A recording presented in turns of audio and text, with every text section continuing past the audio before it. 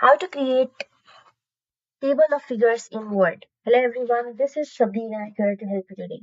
So without any further ado, let's get right into the video. So first, make sure you put caption under every picture in your document. After that, go to references and there you will see an option of insert table of authorities, and just beside that you will also see insert table of figures. So make sure you use insert caption while captioning the pictures that you used. After that, go to insert table of figures, and from here you will be able to use table of figures directly.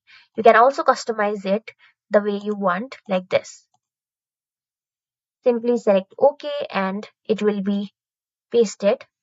As you can see, I do not have any table of figures entries, so I cannot directly do it. But if you have made any entries, your table of figures will be made. So that's it. Thank you for watching this video. Make sure to like, share and subscribe to our YouTube channel. If you got any questions, comment them down and I'll catch you in the next one.